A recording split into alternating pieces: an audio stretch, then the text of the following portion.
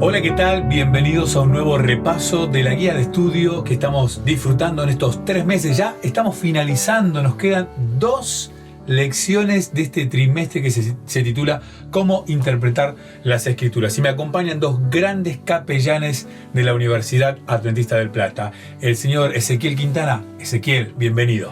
¿Qué tal, Seba? Leo, ¿cómo te va? Hoy nos venimos de negro. Es verdad. Estamos con el mismo tono de ropa. Pero bien, estamos contentos. Por lo menos en mi parte contento. Todavía no ha nacido mi hija, para todos los que tienen la duda. Fuimos hace poquito. Hoy más temprano fuimos al turno con la doctora, pero estamos ahí en la dulce espera de su nacimiento. Bien, cuando él dice hoy se refiere al día miércoles, que es el día en el que estamos grabando este repaso para que usted pueda disfrutar, para que vos puedas disfrutar, no sé, puedes disfrutarlo miércoles, jueves, viernes, el mismo sábado, o que quede almacenado. Hablando de almacenado y hablando de dónde queda, lo saluda el señor Leo Meda y le voy a preguntar a él dónde queda almacenado todo esto. Buenísimo, Seba, ¿cómo andan, muchachos? La verdad que un placer estar con ustedes. Y sumando a lo que dijo ese sobre su hija, fue gracioso que el otro día alguien nos comentó ahí en YouTube que estaba esperando conocer a Alba. Así que bueno, quién sabe, capaz el próximo trimestre vamos a poder tenerla en algún momento y que pueda aparecer en el repaso Alba. Si el papá la deja, obviamente. Claro. Vamos a preguntarle ahí al Vamos a ver. Chicos, ustedes si quieren encontrar este contenido en diversas plataformas pueden hacerlo a través de YouTube, canal BreakWap, suscríbanse, apretan la campanita, se unen a la comunidad para que YouTube les pueda avisar cuando subimos los videos. Después tenemos en Spotify en formato podcast, es decir, audio, para que puedas escucharlo cuando quieras a través de tus auriculares o lo pones en Bluetooth con el celular, en el auto, donde vos puedas para escucharlo. Spotify, canal Capellanía WAP. Y por último, te pido que te suscribas o que pongas like, mejor dicho, a nuestra cuenta de Instagram BreakWap. Ahí tenemos mucha información importante, siempre te lo repito porque ahí realmente es donde está todo junto el contenido. Así que te invito a que puedas seguirnos. Bien, entonces en Instagram, estamos en YouTube y estamos también en Spotify y otras plataformas de podcast para disfrutar de manera auditiva este repaso que hacemos de nuestra guía de estudio trimestral que está llegando a su final. De paso, lección número 12, título. ¿Cuál es el texto clave, mi estimadísimo Ezequiel, de esta semana? Está bueno porque tiene que ver con esa pregunta o esa lección. Esta lección tiene que ver con algo que muchos se preguntan o al leer la Biblia se van encontrando con esto. Dice, ¿cómo abordar pasajes difíciles? Y a más de uno nos ha tocado. Ahí la lección comenzaba diciendo, ¿a quién quién no se ha topado, digamos, esa palabra, quién no se ha encontrado con un pasaje un tanto complicado de entender, capaz a la primera lectura? El texto clave. Y tened entendido que la paciencia de nuestro Señor es para salvación, como también nuestro amado hermano Pablo, según la sabiduría que le ha sido dada, os ha escrito casi en todas sus epístolas, hablando en ellas de estas cosas, entre las cuales hay algunas difíciles de entender, las cuales los indoctos e inconstantes tuercen, como también las otras escrituras para sus propias perdición. Segunda de Pedro 3, 15 y 16. Muy buen texto. Un texto interesante, ¿no? Que ya nos hace entrar en este tema de los textos bíblicos difíciles y cómo lidiar, cómo llevarnos con estos textos. No dice el título cómo solucionar, que creo que ahí hay una gran diferencia. Solucionar y lidiar no es lo mismo. Pregunto, estoy leyendo el auxiliar. Si entendiéramos todo lo que dicen las Escrituras, seríamos como Dios sin necesidad de nuevos conocimientos. ¿Qué te dice esta frase, mi estimadísimo Leo? Creo que está muy buena y Elena G. White, esta autora norteamericana que nosotros tenemos en muy alta estima porque nos ayuda a entender quizás mucho estos pasajes difíciles. Ella explica, ¿no?, de que tener todo este conocimiento, como bien dijo Seba, nos haría similares a Dios. Y en este mundo no somos similares a Él, ¿no es cierto? Es más, tenemos muchas necesidades. Yo cuando estaba reflexionando en esta semana, pensé un poquito en la ciencia. Y sí, creo que este trimestre le pegué mucho a la ciencia. Yo la banco fuertemente, hago uso de la ciencia, por eso tengo un celular, tengo una computadora, tengo wifi en mi casa, que no lo veo, pero está ahí en el aire. Pero ¿saben qué pensaba? Como muchas corrientes científicas en diferentes disciplinas que tenían errores. Por ejemplo, la física, ¿no es cierto? La mecánica. Y se sabía que esas formas, esas teorías tenían errores. Pero así todo se las siguió utilizando y dieron grandes frutos. ¿Esto qué quiere decir? Que a veces porque algo no sea totalmente entendible, no significa que haya que descartarlo. Y claro, obviamente que después hubo teorías que fueron superadoras, ¿no? Y que pudieron dar soluciones a mayores problemas. Pero obviamente no estoy diciendo que la Biblia tenga errores. Para mí no los tiene por una decisión de fe, por una cuestión propia de fe. Pero sí entiendo que hay cosas de la Biblia que yo no soy capaz de entender, pero eso no me hace descartarlas, ¿no es cierto? Sigo pudiendo depositar mi fe ahí, por más que haya algunos elementos que al día de hoy son incomprensibles para mí. Quizás más adelante Dios pueda, como le dijo Pablo a Timoteo, darme entendimiento. Bien, entonces es afirmativo esto. Si yo conociera todo de todo, sería casi como Dios. Tal cual. ¿Sabes que la paternidad es un punto fundamental para entender la teología? Yo pienso, tengo esta idea, es muy personal. Yo creo que se puede hacer teología sin ser padre. Y creo que, bueno, el estimadísimo señor Ezequiel Quintana, que en breve ya es padre, pero en breve va a tener a su bebé en los brazos, va a entender un montón de cuestiones. Y hay cosas que Alba no va a entender a los 2 años, a los 3, a los 4 años, y que las va a discutir con el padre, pero ella no va a tener el conocimiento que tiene Ezequiel. ¿Esta analogía es válida para usarla en este momento del estudio de la Biblia, estimadísimo?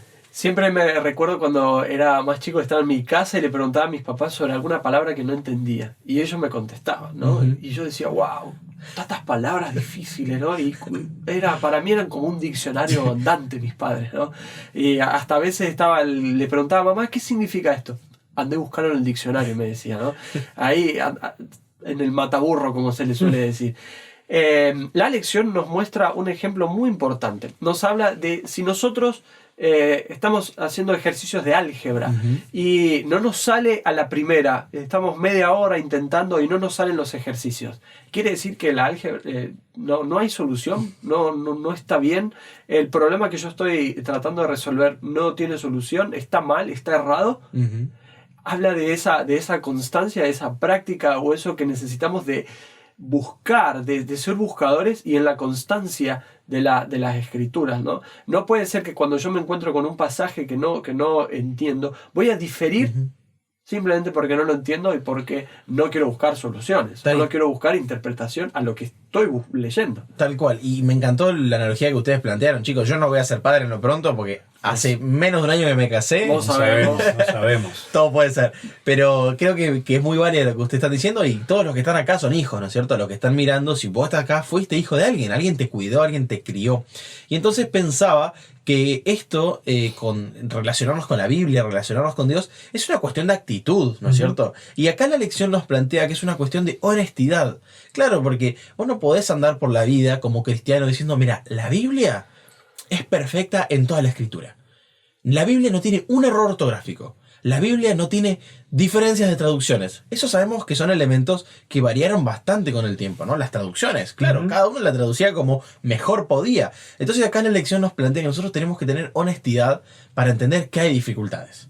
Y honestidad con Dios para pedirle ayuda, ¿no? Entonces creo que esta analogía que se va planteado del padre y el hijo está linda, porque es una cuestión de actitud, ¿no es cierto? Bien, hablamos de la honestidad y después vamos a hablar un poquito más de este punto que es fundamental a la hora de lidiar con textos difíciles. Pregunto, Ezequiel, ¿la duda es antinatural? ¿Dudar está mal? ¿Es pecado dudar o la duda forma parte de mi naturaleza? La duda, lo acabas de decir, ¿no? La duda forma parte de nuestra naturaleza y yo creo que es la puerta o es la oportunidad para crecer, ¿no? Si nosotros no tuviésemos una duda, no nos llevaría a la búsqueda. A ver, y tenemos que ser sinceros, hay muchos que viven con la duda y desean y simplemente se conforman con convivir con la duda. Y eso no está bien. Si vos estás teniendo alguna dificultad, estás teniendo algún problema, no tenés que convivir con la duda. La duda tiene que ser tu peldaño de superación, tu peldaño para seguir buscando y creciendo en la interpretación o en entender la Biblia. Cuando vos te encuentres con una dificultad y una duda que forma parte, como decíamos y lo recalcamos, forma parte casi de nuestra naturaleza, por eso somos tan curiosos y buscadores, tenemos dudas. ¿A quién no le gusta, capaz de un joven, un adolescente, desarmar algo? ¿No? Agarramos un grabador, algo viejo y lo desarmamos. ¿Por qué? Porque tengo dudas de qué tiene por dentro, cómo está compuesto. Y así sucede con un montón de cosas. Bien, entonces, muchos de los supuestos errores de la Biblia no son el resultado de la revelación de Dios, sino el resultado de nuestras malas interpretaciones. ¿Esto es así, Leo? Sí, tal cual. Como bien lo hemos planteado en otros repasos, la interpretación es una cuestión subjetiva, ¿no? Por eso hablamos de que muchas veces nosotros no traducimos, por ejemplo, cuando otra persona habla, yo interpreto a la otra persona, ¿no? No puedo, por ejemplo, cuando alguien me está hablando en inglés y yo tengo que traducir entre comillas al español, hacerlo palabra por palabra, lo interpreto. Es decir, pasa por mí, por mi vida, por mi contexto, por mi subjetividad, todo lo que el otro me está dando. Y muchas veces en la Biblia pasa lo mismo, ¿no? Es como que a veces hacemos pasar el contenido bíblico por nosotros y sale de una manera. Y el otro le puede tener una experiencia muy diferente, ¿no? Por eso la Biblia a veces nos advierte de esto, que la interpretación no es privada, ¿no es cierto? Para nosotros poder entender algo, tenemos que hacerlo muchas veces en conjunto.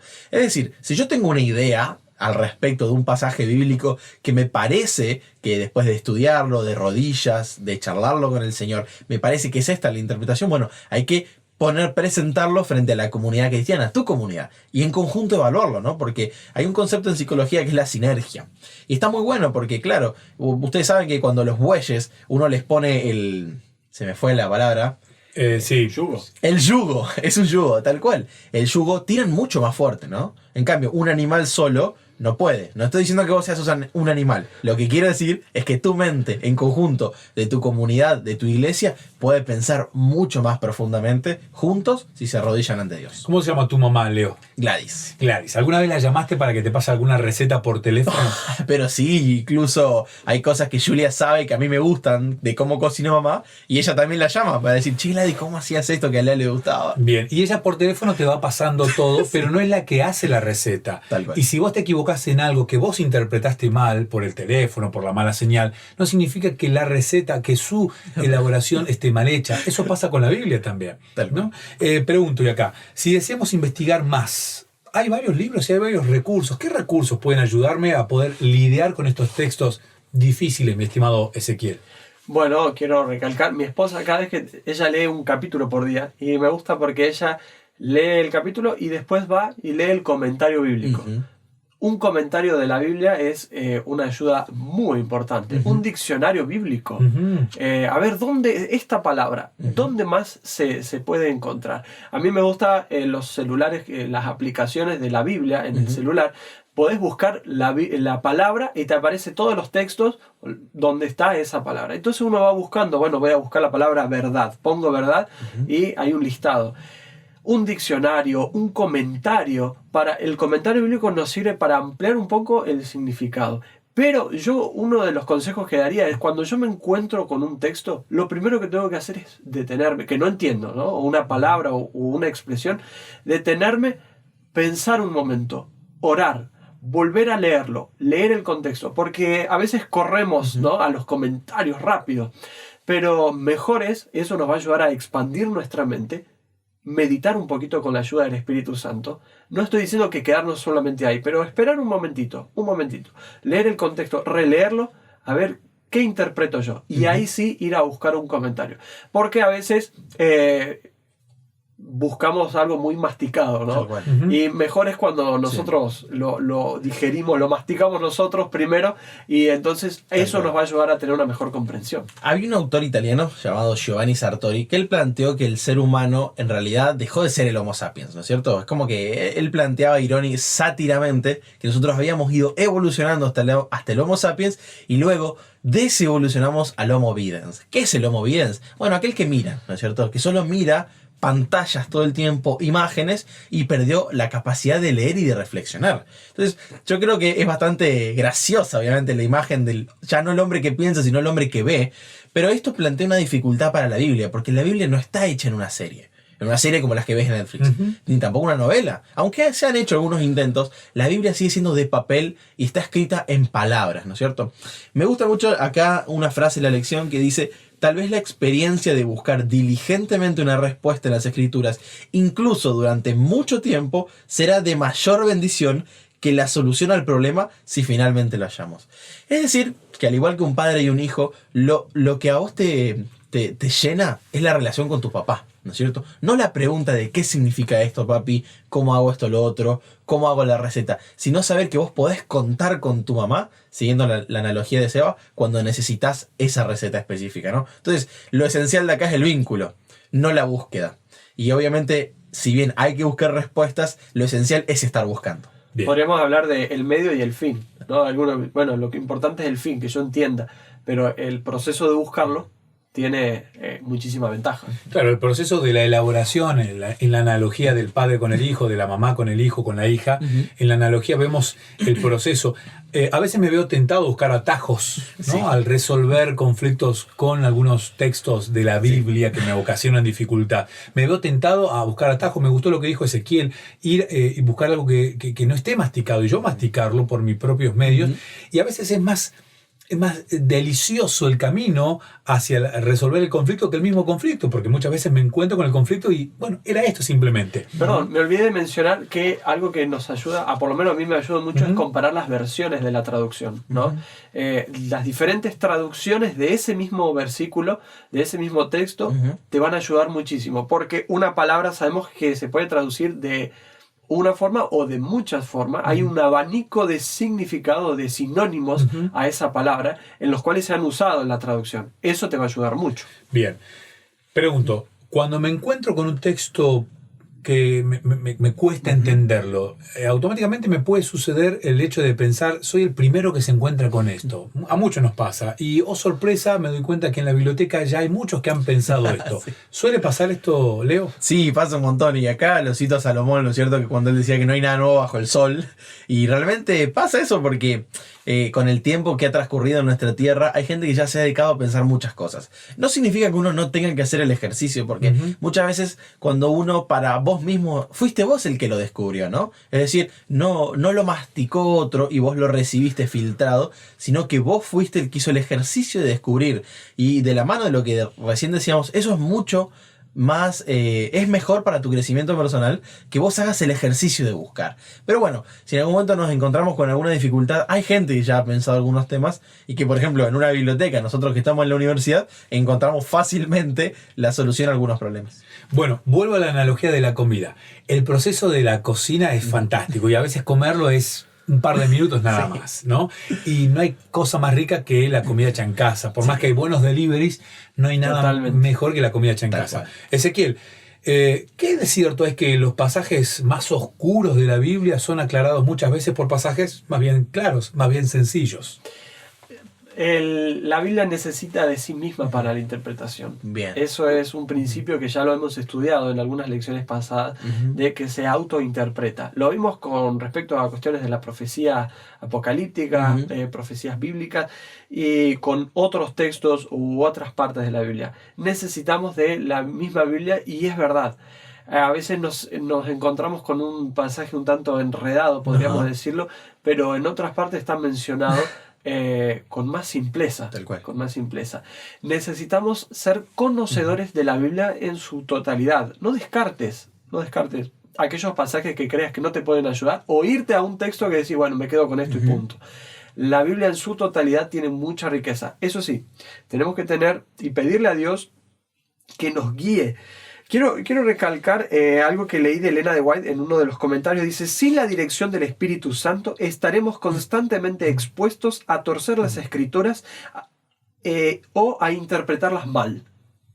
Y eso yo me quedaba pensando con esto. Si no tenemos la ayuda del Espíritu Santo, todo lo que podemos mencionar y todo lo que se mencionó a lo largo de este trimestre no tendría el resultado que estamos esperando, porque es el Espíritu Santo el que te va a habilitar y el que te va a ampliar tu mente al entendimiento y a la mejor comprensión. Y digo esto, sumando esto nomás, que muchas veces intoxicamos nuestra mente con otras fantasías, con otras literaturas o videos o cosas que a la hora de llegar a la lectura bíblica nos cuesta entender. Nos cuesta entender un poquito la personalidad, a la gente, a quiénes eran ellos, en qué contexto. Nos olvidamos queremos traer la Biblia al 2020, cuando en medio nosotros tenemos que volver a la época en la que se escribió. ¿Por qué? Porque yo no puedo situar un personaje bíblico, no puedo traer a Moisés al 2020 y tratar de entenderlo con mi cosmovisión. Porque yo vivo en un mundo donde hay muchas otras cosas que ya son aceptadas, ya son más comunes, donde en esa época no. Y eso y muchas otras cosas más se adecúan a esto que venimos diciendo. Bien, última pregunta. ¿Cuán importante es el contexto para un pasaje que suele ser complicado, mi estimado Leo? Bueno, parece que hemos dicho muchas veces la palabra contexto, hemos dicho muchas veces la palabra cosmovisión, pero son palabras que hoy en día nos ayudan a entender por qué a veces cuesta entender pasajes, ¿no es cierto? Justamente lo que planteaba Ezequiel, la historia que rodea la Biblia es diferente a la historia que te rodea a vos. Uh-huh. El tiempo es diferente. Y ya vimos a través de este trimestre que el tiempo es importante también para Dios, ¿no? Por algo Él se reveló en un momento y después dispuso de la Biblia para que esa revelación llegue hasta tu tiempo, que es ahora el 2020, ¿no es cierto? Pero el contexto es importante porque las culturas van cambiando con el tiempo, nosotros estamos en Occidente, ellos estaban en Oriente, nosotros hablamos español acá en Argentina, uh-huh. Ellos hablaban griego, aunque eran un pueblo que originalmente hablaban hebreo, uh-huh. Y también hablaban arameo. Entonces vemos que todo ese tipo de cuestiones a mí me hacen imprescindible por lo menos profundizar en el contexto en el que fue escrito, para poder entender qué estaban viviendo. Les dejo un ejemplo. He leído hace poco un libro, que lo mencioné, lo traje a colación en algún momento, Filosofía de la Educación, de un estimado amigo y profe, Marcelo Falconier, y pocas veces uno tiene la oportunidad de hablar con el autor. Y claro, yo al conocer al profe Marcelo, saber que tenía una amistad con el profe René Smith, que también escribió con él este libro, entendí un montón de cosas que después me hicieron más fácil entender el libro. ¿No es cierto? Qué lindo podría ser tenerlo a Dios acá sentado cara a cara y poder preguntarle acerca de qué estaba pensando cuando inspiró la mente de Pablo a escribir lo siguiente, o a Salomón, o a David. Pero nosotros podemos hacerlo, como bien dijo Ezequiel, de rodillas, a través de pedir el Espíritu Santo para que nos guíe a entender las Escrituras. Porque como mencionábamos, los contextos son diferentes, pero el autor es el mismo y el autor está súper dispuesto a ayudarte a entender. Bien, hasta aquí el repaso que hemos hecho y hemos sacado muchas cosas en claro. Primero, necesitamos del contexto, necesitamos de la historia. Hay muchos elementos que nos pueden ayudar, pero sobre todo la humildad y la dirección del Espíritu Santo. La duda es sana y muchas veces nos plantea el hecho de recorrer caminos que nos terminan llevando mucho más hacia el Padre. Disfrutar del camino, disfrutar de ese proceso de conocimiento hacia Dios, que es quien inspiró la Biblia, que no tiene errores. Si hay errores pueden ser de traducción, de copista o de interpretación, pero Dios la inspiró y como es inspirada por Dios, creemos por fe que Él está detrás y por eso es perfecta. Ezequiel, muchas gracias por acompañarnos hoy. Te espero la semana que viene. Nos vemos la semana que viene. Mi estimado Leo, te espero la semana que viene también. Nos vamos y te dejo el título de la semana que viene: Una vida basada en la palabra de Dios. Si nos acompañaste 12 semanas, te esperamos la 13ª para seguir repasando esta guía de estudio. Que tengas un lindo fin de semana. Chao.